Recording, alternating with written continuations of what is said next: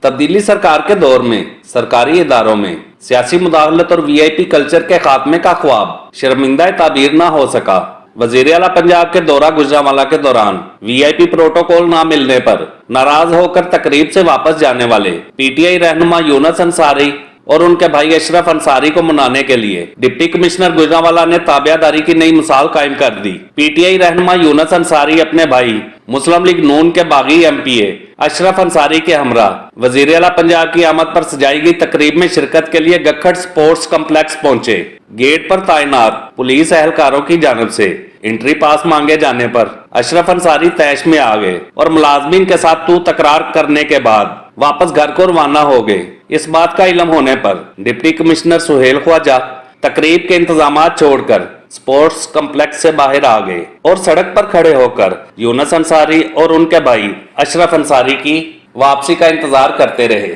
تاہم ناراض رہنماؤں کی دوبارہ آمد پر ڈپٹی کمشنر نے سکھ کا سانس لیا اور انہیں بغیر انٹری پاس کے سپورٹس کمپلیکس کے اندر بھجوا کر تابعہ داری کی اعلیٰ مثال قائم کی۔ کپتان کے کھلاڑی وی آئی پی کلچر اور سرکاری اداروں میں سیاسی مداخلت کا الزام سابق حکومتوں پر عائد کرتے ہیں، لیکن صورتحال میں تبدیلی صرف نعروں اور دعووں کی حد تک دیکھنے میں آ رہی ہے۔ سرکاری افسران کی بے بسی کا اندازہ تبدیلی سرکار کے دور میں اس امر سے لگایا جا سکتا ہے کہ وی آئی پی پروٹوکول نہ ملنے پر ناراضگی کا اظہار کرنے والے کھلاڑی کو منانے کے لیے ڈپٹی کمشنر کو خود سڑک پر کھڑا رہنا پڑا۔